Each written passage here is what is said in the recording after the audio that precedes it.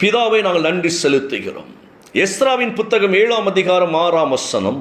இந்த எஸ்ரா இஸ்ரவேலின் தேவனாகிய கர்த்தர் அருளிய மோசே நியாயப்பிரமாணத்தில் தேறின வேத பாரகனாய் இருந்தார். அவருடைய தேவனாகிய கர்த்தருடைய கரம் அவர் மேல் இருந்தபடியினால் அவர் கேட்டவைகளை எல்லாம் ராஜா அவருக்கு கொடுத்தான் என்று சொல்லி நாம பார்க்கிறோம். எஸ்ரா இஸ்ரவேலின் கடவுளான ஆண்டவர் மோசேக்கு அளித்திருந்த திருச்சட்ட நூலில் வல்லுநராய் இருக்கிறார். அவருடைய கடவுளான ஆண்டவரின் அருட்கரம் அவரோடு இருந்ததால் அவருக்கு தேவையான அனைத்தையும் மன்னர் அவருக்கு கொடுத்தார் என்று சொல்லி பார்க்கிறோம். எஸ்ரா கர்த்தரின் ஊழியக்காரர். நல்ல கவனிங்க இந்த வார்த்தையை. தேவனால் தெரிந்து கொள்ளப்பட்ட பாத்திரமாய் இருக்கிறார்.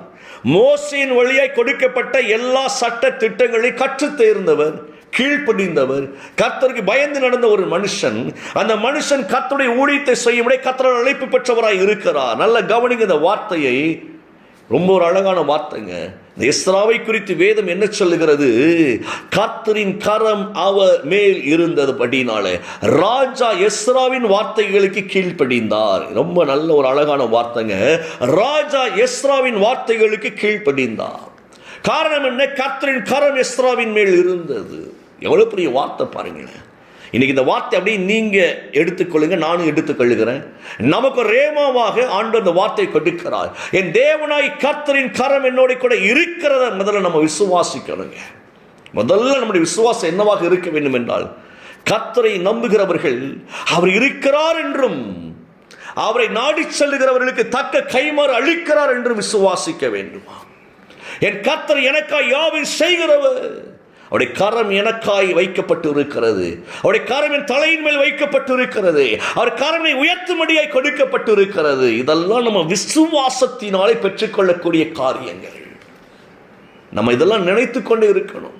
உலகத்தின் கரம் நம்ம மேல அப்படி எதிராய் வருகிறது நினைச்சு கொண்டே இருக்கிற பாருங்களேன். ஐயா, வியாதி எதிராய் வருகிறது, உலகம் நமக்கு எதிராய் வருகிறது, எல்லா கரங்களும் பயமுறுத்துகிற கரங்களை எதிர்த்து வருகிறது, தரித்திரமோ நமக்கு எதிராய் வருகிறது. இதெல்லாம் மைண்ட்ல ஓடிக்கொண்டிருக்கிற வேளையில இந்த வார்த்தைக்கு மேல வைங்க, எல்லாவற்றுக்கும் மேல வைங்க.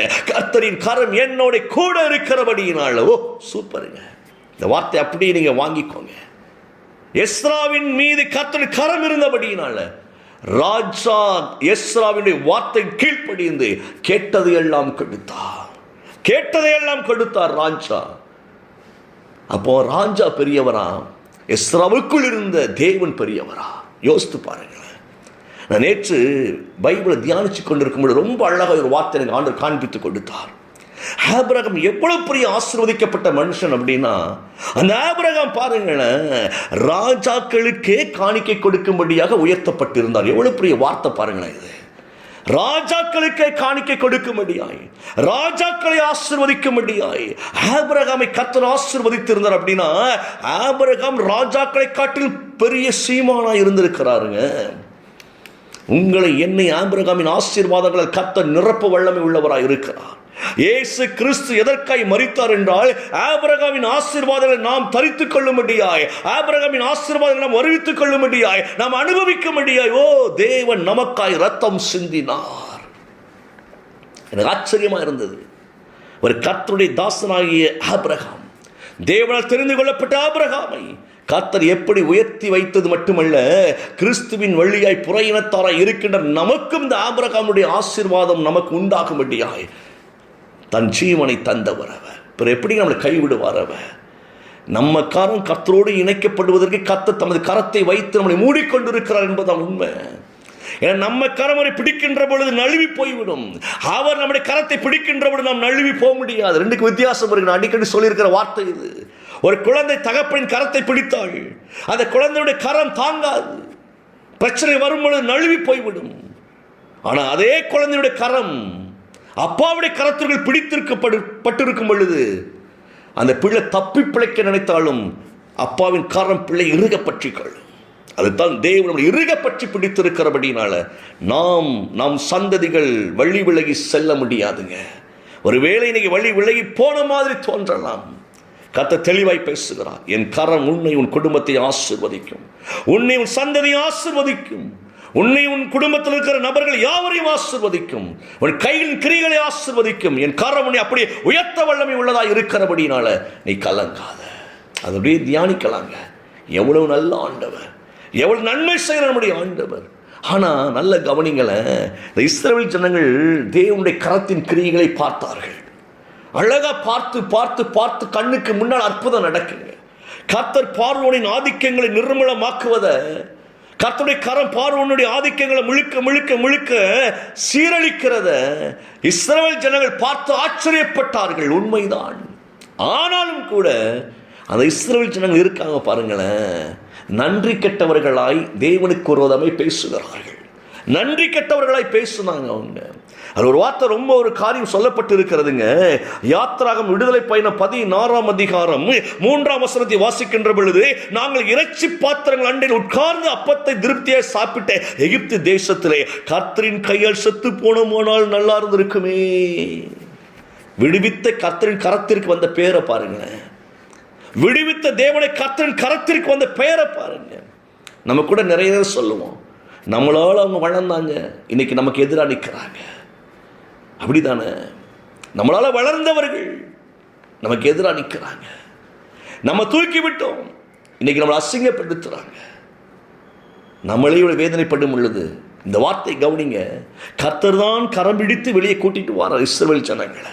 காண்டா மிருகத்துக்கு ஒத்த பலனை குறித்து கூட்டிட்டு வாரார், கொடுக்கிறார். பாருங்கள் எவ்வளவு மகிமை கொடுக்கிறாரு.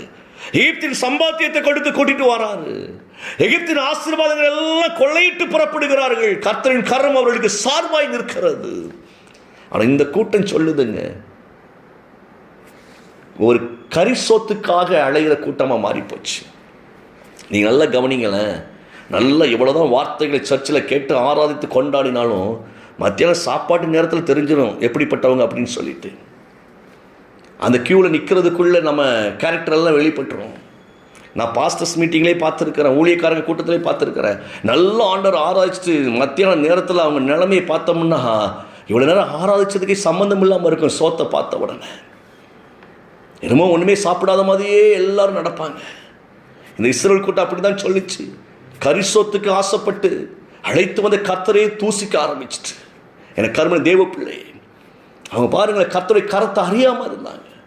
விடுதலையான உடனே நம்ம நினைக்கிறோம் நம்ம விருப்பத்தின்படி எல்லாம் கர்த்தர் நம்மளை கொண்டு போற. இல்லை இல்லை, கர்த்தருடைய விருப்பத்தின்படி நம்மளை உயர்த்தி கொண்டே இருப்பார். அவ்வளவுதான், மேட்டர் தான். அவருடைய விருப்பம் தான் நம்முடைய வாழ்க்கையில் செயல்பட தேவன் நம்மை கொண்டு போய் கொண்டே இருப்பார். ஆனால் இங்க பேசுனாங்க, அந்த ஆண்டவர்களை கொன்று போட்டுக்கலாம், ஏன் இங்க வந்து சாகடிக்க கொண்டு வந்தாருங்களே. யோசித்து பாருங்களேன். நம்மளை ரட்சிக்கப்பட்டவர்கள், நம்மளை மீட்கப்பட்டவர்கள். ஆனால் நம்ம எப்படி இருக்கணும் தெரியுமா? ஒவ்வொரு நாள் சொல்லின் கர்த்தரின் கரம் என்னோடு என்னோடு என்னோடு இருக்கிறபடினால என்ன நடந்தாலும் கர்த்தரை விட்டு நான் விலக மாட்டேன் ஐயா. என் கர்த்தரை ஆராதிப்பேன், ஆண்டவரை நான் ஆராதிப்பேன். அவர் எனக்கு யாவையும் செய்கிறவராய் இருக்கிறார். நீங்க கலங்காதீங்க, நீங்க பயப்படாதீங்க. நம்ம கர்த்தருக்கு விரோதமாக மட்டும் பேச வேண்டாம். கர்த்தருடைய ஆயுதங்களை கொண்டாடுங்க, ஆசீர்வாதங்களை கொண்டாடுங்க.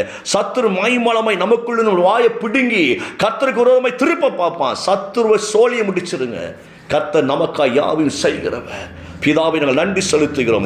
இயேசுவின் நாமத்துடைய கரத்தில் ஒப்புக்கொண்டிருக்கிறோம். ஆண்டவரே, இந்த காலை நேரத்தில் எங்கள் தேவனாய் கர்த்தர் எங்களுக்கு நன்மை செய்கிறவர், உம்முடைய கரத்தின் கிரிகளினால் எங்களை ஆசீர்வதிக்கிறவரே, உமக்கு நாங்கள் நன்றி செலுத்துகிறோம். உம்முடைய கரம் எங்களோடு கூட இருப்பதற்காய் நன்றி ஆண்டவரே. இன்றைக்கு இணைந்திருக்கிற ஒவ்வொரு பிள்ளைங்க மேலும் ஆண்டவரே, உம்முடைய கரத்தை வைத்து ஆசீர்வதிக்கிறபடினாலே ஆண்டவரை நாங்கள் உமக்கு நன்றி செலுத்துகிறோம். தொடர்ந்து பிள்ளைங்க வாழ்க்கை செழிக்கட்டுவே, அற்புதங்களை காண பண்ணுவீராக. இந்த நாள் ஜெயமாய் பிள்ளைகளுக்கு முடியட்டும். இயேசுவின் நாமத்தில் பிள்ளைகளை ஆசீர்வதிக்கிறேன் நல்ல பிதாவே. ஆமென், ஆமென்.